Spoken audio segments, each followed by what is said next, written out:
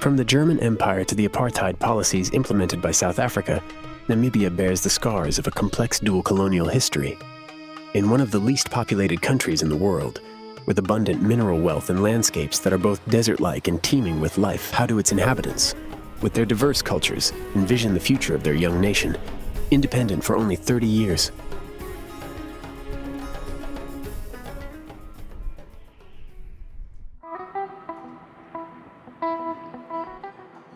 From a plane arriving from Frankfurt, the only direct route from Europe, my friend Theo and I landed in Windhoek, the capital. To explore the uninhabited lands of Namibia, we rented a 4x4 to cover 6,200 miles. Adjusting to driving on the left side of the road was necessary, but with only 2.5 million inhabitants spread across an area as large as Turkey, encounters were rare. From the very beginning, I was awestruck by the vast open spaces and the wildlife that revealed itself to us. As we set up camp, I felt a bit tense at the thought of encountering snakes, scorpions, or other deadly animals. In nature, without the protection of society, man is just another prey. Thankfully, the tent was fixed to the roof for added safety, allowing us to gaze at the Milky Way in peace. Shortly before gaining independence, English was declared the official language, which made it easier for us to communicate with the locals without having to master one of the many languages spoken across the country. Indeed, Namibians speak Bantu, Khoisan, or Germanic languages. On the road, I managed to interview a few Namibians who were willing to open up on camera. I asked them how, given such linguistic diversity, they managed to communicate with one another. Namibia consists of so much cultural diversity, and we have different types of ethnic groups, which is totaling to 11 ethnic languages, which we have Oshiwambo, Damara, Kavango, Caprivi, Silosi, and many others. Yeah, Madisa Kaitugo, Dina Dai, Handagia, Tikodo, Namibia, Tinga, Scusa the Grand, I gave Cariros and Eream, Tingiro Dinara Tingende. Amimuni, Wamingumbi Hersana, Wachavika Thauna, Gumbalako Chindakwi. But if you grow up in town, you will at least speak 3 languages. Afrikaans will be there, English will be there, then of course your local language will be there. And maybe also additional language can come up, like German also sometimes. Yeah, I speak English with my friends who are speaking Ojibambo, because sometimes we don't understand each other very well in Afrikaans, so of course most of Ojibambo guys cannot speak that good English. Although English is the mother tongue of only 1% of the population, it was a strategic choice to establish a common language of communication, avoiding favoritism toward any of the country's numerous languages. Thanks to free education, the literacy rate now reaches 80%, enabling children to learn it. Under scorching heat exceeding 104 degrees Fahrenheit, the Fish River Canyon, the largest canyon in Africa, reveals its 17-mile-wide gorges plunging into the depths of the earth. Nothing is immutable. 350 million years ago, the river flowed peacefully 1,000 feet higher than it does today. The Fish River flows into the Orange River, a natural border with South Africa. The river was named in honor of the House of Orange-Nassau when the Dutch colonized South Africa. The presence of Germanic languages such as Afrikaans and German in Namibia is a result of successive colonizations. During World War I, the Germans, already established in Namibia, were invaded by South African forces under British control. The South Africans implemented autonomous homelands reserved for black populations, leaving the rest of the country to be freely occupied by whites, a policy of apartheid that Gerson remembers vividly, despite being very young at the time. What happened is that when they came in, they separated even the locals. The locals, we have different ethnic groups, like different tribes. So the Ovambo people, the Himba people, the Damara people, so they separated them to have more control over them. So they did not want them to be close to each other. The same thing also was taking place in towns, big towns like Windhoek, Swakopmund, Walvis Bay, all the big towns. They even separated like different locations according to the different ethnic groups. So just to have the people, because we say united we are strong, separated we are less strong. So they separate people to have more power. But it's now part of the history, but we could hear and we could learn at school that it was said and people were divided and blacks were kept underground and it was a white supreme system, but all is history and it was reconciled and we're now in a happy Namibia. Namibia ranks third in the world among the most unequal countries. The top spots are held by its neighbors, South Africa and Botswana, who have also suffered the disastrous consequences of apartheid policies. Today, the Namibian government has expressed its intention to better distribute the country's wealth. It didn't take us long to understand where a significant portion of the GDP comes from. Near the Scorpion Mine, one of the largest zinc mines in the world, we were stopped by a police checkpoint.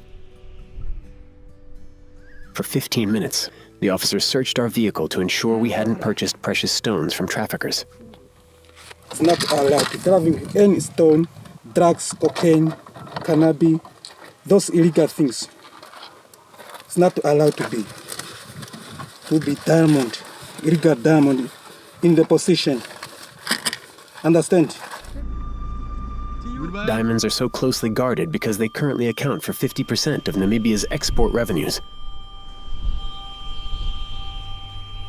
Heading north, we came across a vast area closed to the public under the pretext of being a nature reserve, but which in reality is the financial heart of the country's mining resources.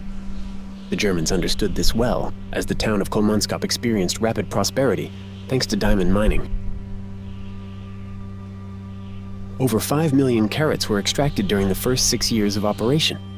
Due to its low population density, the city once had the highest level of wealth per capita in the world. The last residents left in the 1960s, leaving behind a ghost town swallowed by the sands of the Namib Desert. Even today, it remains a challenge for Namibians to fully benefit from these resources. Namibia is one of the richest countries in Africa with natural resources, but since it's a developing country, we're still a bit behind of how to utilize our natural resources in the benefits of our own gross domestic, but it is benefiting from the natural resources, but we are still in a developing country and we are still in a process of how to utilize fully our resources for Namibian people. It will be better to make our own factories, our own in Namibia, and then we can finish everything, polish everything in like diamonds, and then we can send out. At least you can make money on that. The wealth generated by Namibia's subsoil indeed does not benefit the majority of the population. Few jobs are created, and there is notably insufficient public interest or ownership in the country's active mining companies. This is likely due to systems established by the colonizers upon their arrival. Germany has maintained a privileged relationship with Namibia since its colonization in 1871. Known at the time as German Southwest Africa, it was the site of the first genocide of the 20th century. The Nama and Herero peoples were forcibly expelled from their lands, subjected to forced labor, and executed indiscriminately, regardless of age or gender. Due to the demand for labor, a concentration camp was established on Shark Island near Luderitz. It is said that the Herero people often chose suicide over being deported there. It was not until 2021 that Germany publicly acknowledged having committed a war crime and a genocide. These peoples were deeply scarred, much like these lands have been shaped by aridity for at least 55 million years. The Namib Desert stretches from Angola to South Africa along the Atlantic coast for 930 miles, 1,500 kilometers. Humans are scarce, though life has managed to adapt to the harsh conditions.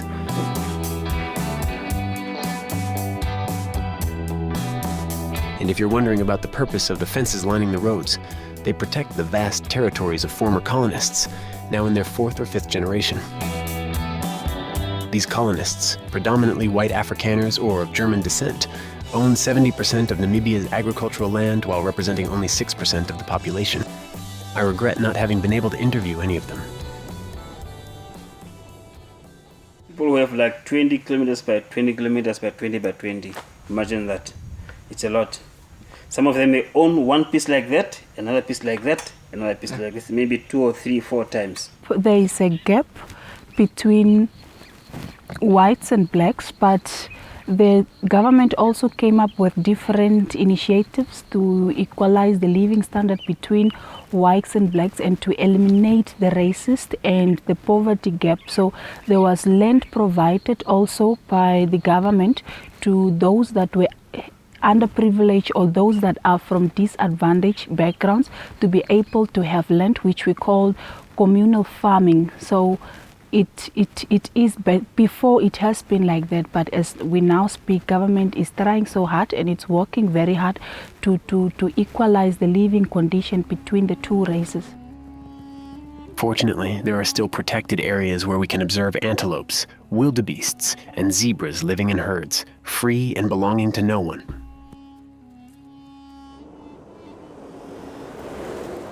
In the heart of the Namib Desert, at Sossusvlei, we arrived in a sea of ochre sand.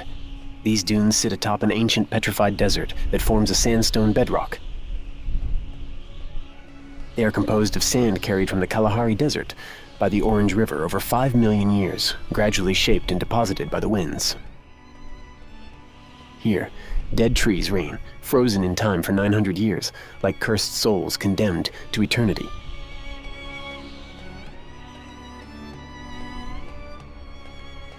To get a better view, we climbed one of these red dunes, which can exceed 984 feet. Then, we thought we were hallucinating. In the midst of this arid landscape, a mirage appeared, an oasis of hope. Hope is something Namibians found through the SWAPO movement, which enabled them to gain independence from South Africa on March 21st, 1990.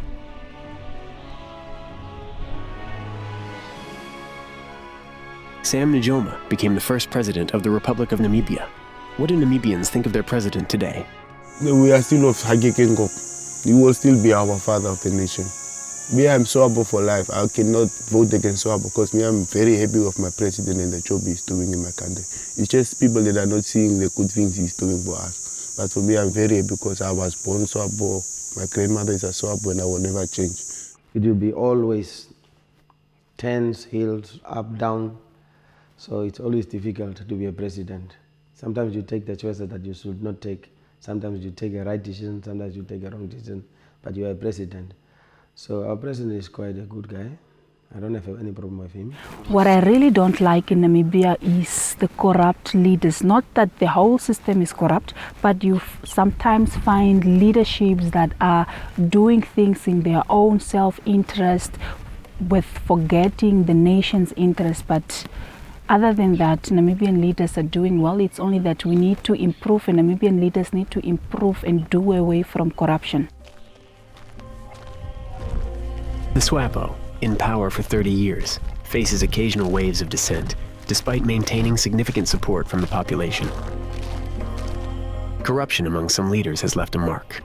Millions of dollars implicated in the fish raw scandal are alleged to have been used to finance the party's political activities. The Icelandic company Samrigi, one of the world's largest fishing corporations, set up an extensive corruption scheme to secure quotas in Namibia's bountiful fishing waters. Protected by the Namib Desert, the marine reserve has long been rich and dense. Along the Skeleton Coast, thousands of ships have wrecked, victims of treacherous currents and impenetrable fog. Sailors called it the gates of hell.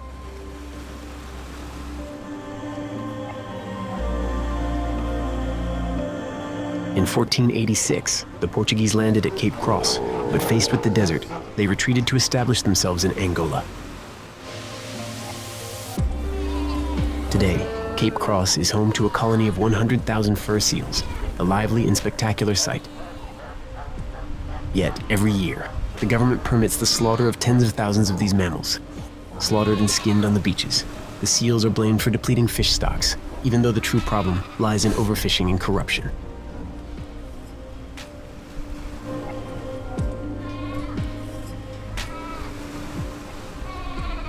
What would Namibians advocate for if they could become president for just one day?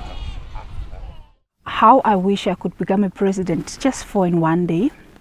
to improve a country, just to provide more job opportunities, because we have youth that are so much unemployed rate is very high. So I'll come up with projects that can employ Namibian youth. So for me, if I'm a president, as I told you, I will see all my diamonds, fisheries, all those stuff, I will take care of it, because those are the most industries that can grow or take Namibia to somewhere. So I'm supposed to take very strictly measurements, bring factories, build more schools, build more factories, and then vocational trainings for the people, rural areas. Actually, I'm supposed to start my life with rural areas where I can develop the areas and see. It is understandable that Namibians demand the creation of factories and jobs, as unemployment hovers around 35%, with young people being the most affected. We continued our journey into the Damaraland region, only to find ourselves completely stuck in the bed of one of the many dry rivers. With the temperature at 95 degrees Fahrenheit, we mustered all our courage. We started by deflating the tires and spent hours digging tirelessly. On the first attempt, we almost believed we had succeeded, but things only got worse. Cubic meters of sand, rocks, and branches were moved in our desperate effort to free ourselves. It took 2, 3, 4 attempts before we finally gave up. Fortunately, a few kilometers away, we found help, and with a tow, we managed to escape the trap.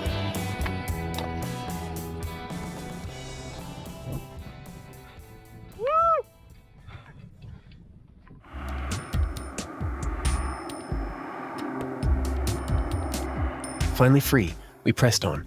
In the red sandstone mountains rests the memory of the Sand People, who have lived on these lands for at least 44,000 years. Their history is complex and remains largely unknown. Paintings can be found in the Brandberg Massif, along with petroglyphs at Twyfelfontein, likely depicting the spoils of ancient hunts and shamanic rituals.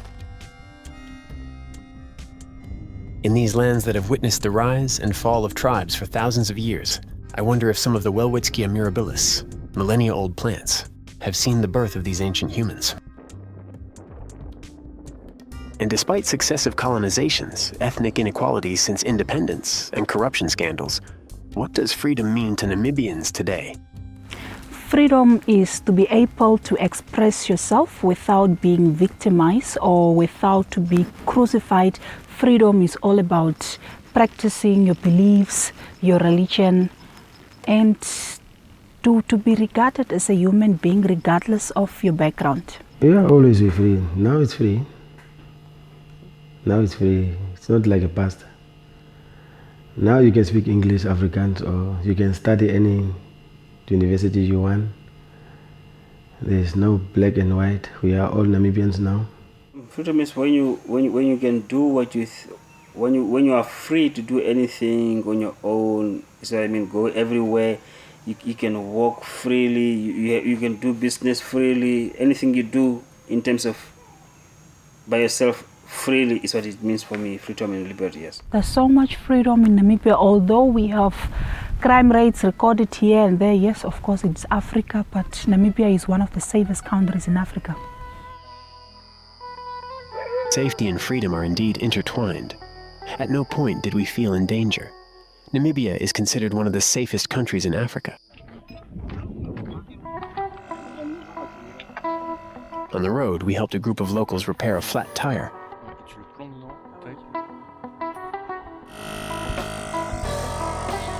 While the roads had been smooth up to this point, they quickly began to deteriorate. We then passed the carcass of a desert elephant. In the 1980s, these elephants were forced to flee the human wars raging across southern Africa. Taking refuge in the isolated and desolate gorges of Kaokaland, they adapted to the arid conditions, becoming a symbol of resilience in the animal kingdom.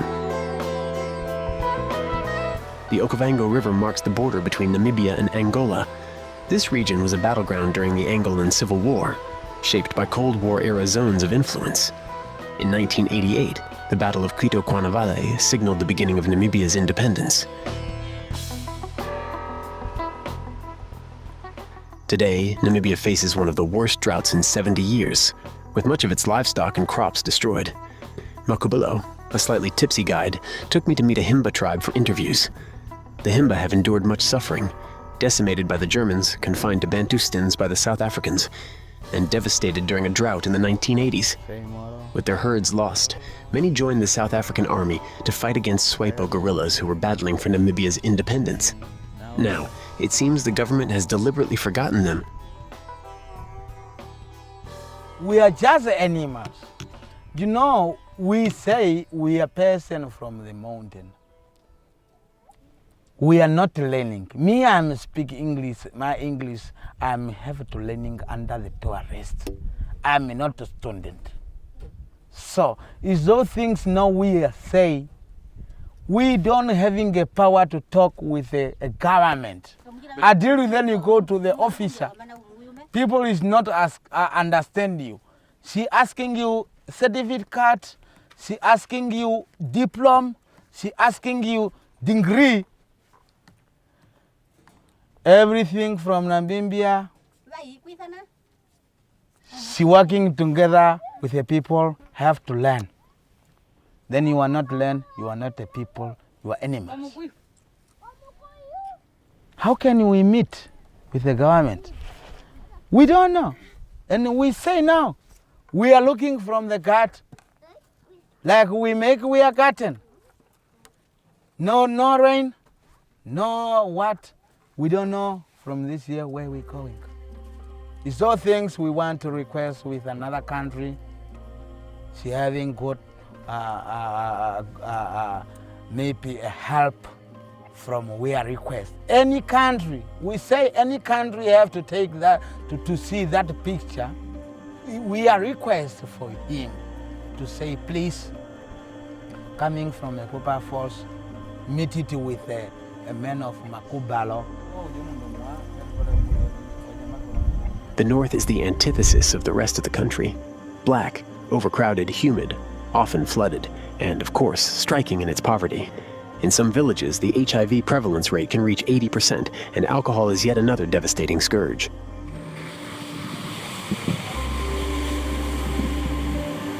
As we headed toward the savannah, it was our turn to have a flat tire. Efficiently, we replaced the first one. But as if bad luck was following us, we burst another tire the very next day.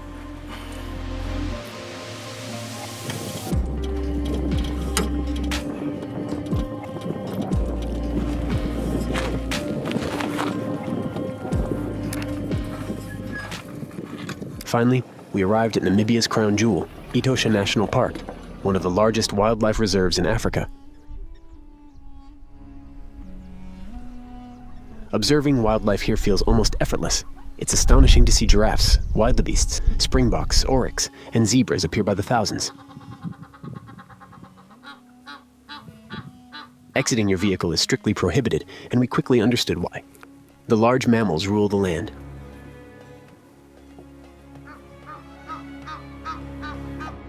We witnessed an incredible display of animal geopolitics. 3 lionesses and a lion were feasting on a wildebeest while about 20 hyenas patiently waited for leftovers. Jackals, nearly invisible, flitted around the periphery. To avoid injury, the hyenas moved as a pack, putting pressure on the lionesses. For nearly 3 hours, we sat quietly in our 4x4, watching this extraordinary natural scene unfold.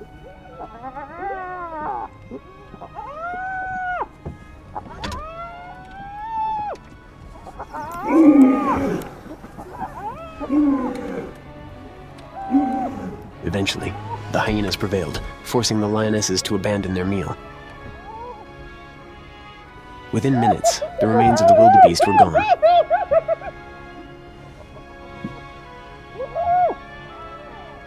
Then, the vultures arrived to clean up what was left. Etosha is one of Namibia's prime tourist destinations, typically drawing busloads of visitors eager to marvel at the animals on safari.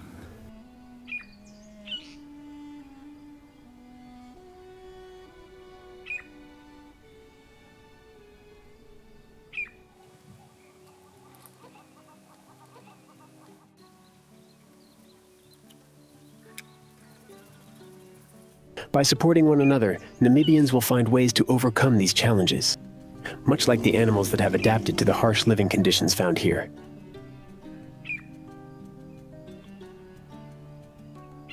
During the rainy season, though we witnessed it only once, the miracle of life unfolded before our eyes. In the end, wouldn't living in Namibia allow one to fully embrace the beauty and diversity of its landscapes? There's a lot of things that you enjoy in Namibia. Yeah. To be a Namibian, you have to enjoy, because you have the freedom of speech, you have everything. Everything is free in Namibia, unless you go to the restriction area that is not allowed, but the rest of the thing is good.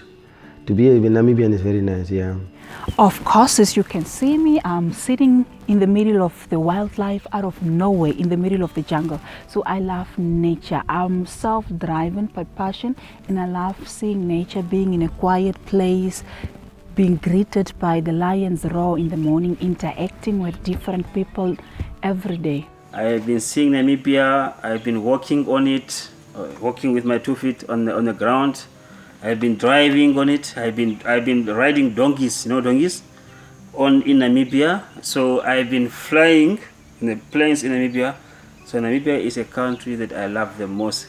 As I said before, I love nature. So if I need to talk about Namibia, I can talk for ages. I will not finish talking about Namibia. Our motherland is the best country I have ever seen in the world. Namibia is a land of paradoxes, a country divided between the north and the south, between low, humid regions and high, arid plateaus, between black and white populations. These divides make Namibia the world's most unequal country, with inequality deeply embedded in its geography and landscape. Despite bold decolonization efforts and vast underground wealth, the majority of the population remains poor and unemployed.